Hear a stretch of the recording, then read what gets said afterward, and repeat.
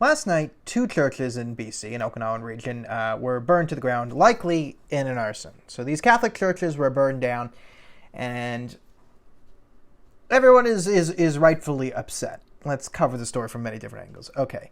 Now, I will say this. I watched the CBC's The National coverage of this, and worse to the CBC. They made it pretty clear, or they at least heavily implied, and I think most people understand this, that these church burnings were as a reaction to the discovery of the 215 kids found dead at the residential school in Kamloops. Then they went on to portray the chiefs in a way that was overly sympathetic to them, and I'm not going to blame the Indian chiefs, but they made it look like the Indian chiefs were justifying the attacks and with the sort of somber music where they don't really do it. And it made it look like they were, sort of justifying as, this community heals. And luckily, I've been able to sort of read more sources, and it's not exactly the narrative that the band chiefs and Indian chiefs are putting out. Most of them are pretty openly decrying that, this is vandalism. You should not attack, the sacred homes of, people going to worship. This is not productive. So, despite what the media has tried to portray to me about the Indian band chiefs, I will not turn them into the villains of one side of the story because despite what the CBC is portraying them as, they are not sort of, let's say, dismissive and justifying these horrible acts. Okay, let's cut to the meat of the story. It is pretty clear that these are arsons, and it's pretty clear that at least the linked motivation the CBC outlined is correct. This is in some ways retaliatory for the discovery of the dead kids at the residential school. Now, the most obvious sentiment here is 2 wrongs don't make a right. Now, you are not bringing any children back from the dead. You are not making anyone feel better. You are just pushing the divide deeper and deeper and deeper to burn down 2 churches that are over 100 years old. Is that really where we're going to find retribution, truth and reconciliation, healing, and all that? That's, I'm not saying, how dare you anger the white community now? Don't you need our, whatever. No, but you should understand, if you're the people who did this, there's no good that comes out of burning down churches. Now, for the left-wing people watching this saying, how dare you tell, the natives that they're not allowed to burn everything down? Canada's the worst place ever. It's the terrible. These are totally justified. Burn down even more churches. Try and put yourself in someone's shoes. This is exactly like burning down mosques after 9/11. Did people vandalize mosques after 9/11? Yes. Was it wrong? Yes. Was the worst? Now, here's where we have the sort of morality of the situation where you can remain consistent. The worst thing in this sort of isolated incident, the worst thing is the 215 dead kids at the residential school. That is the primary evil. Just on the flip side, our 9/11 comparison. What is the worst thing that happened in 9/11? It was the planes hitting the towers and the people who died.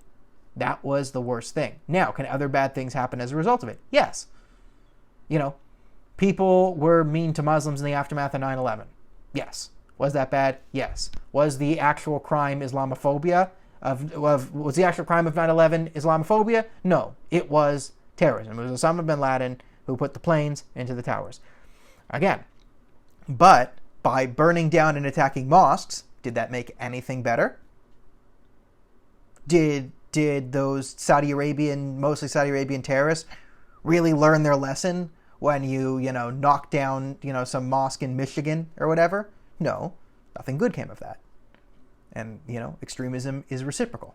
So, again, acts of evil beget more evil.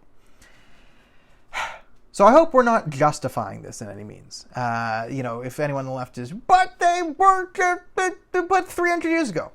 No.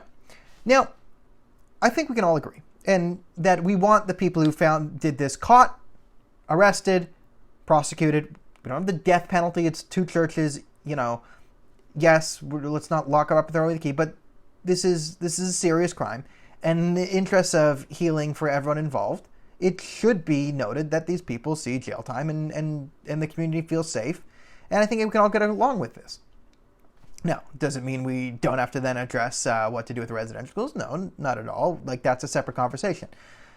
But if we want to sort of find truth and reconciliation, we really have to have all the conversations around the topic in an honest and forthright manner and treat every side with respect, which means no burning down churches. And if the government fails to take this seriously, which as I don't see Justin Trudeau running to arms, I don't see Justin Trudeau crying over the burning down of churches, then this is furthering divide. So this is where the Trudeau element comes in.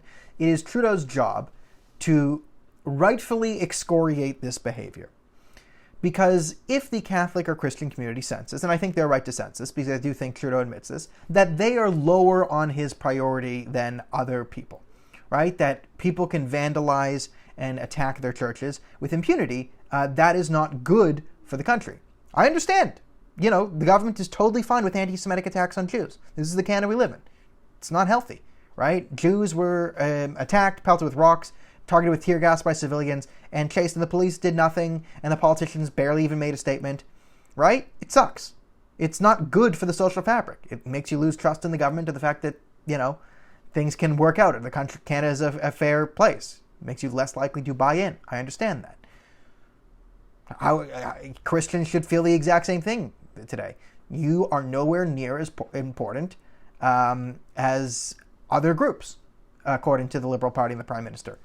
And that sucks, right? And just because in history you were more important, you know, Christians were put above everyone else, doesn't give anyone the right these days to say there is now sort of a retributive inequality that needs to be enforced, right? That's madness. That's insanity. It's critical race theory. So there you are. I think that should cover the basis. Is essentially, guys, don't burn down religious buildings because you think someone from that religious sect did something wrong. That's the pathway to hell. And 2, CBC. Stop making the natives look like they're justifying this behavior. Stop making it seem like it's native culture to burn down a church. And in some way, they were all overcome with sadness and couldn't reason that arson was evil or arson is somehow justified of places of worship. That's not actually what they're saying. So I would advise the CBC to not make them out to be these noble villains they're trying to portray them as, because that's not good for them. It's good for your ratings, but it's bad for them. But again, you've never really cared about other people, so I don't know why I'm trying to warn you.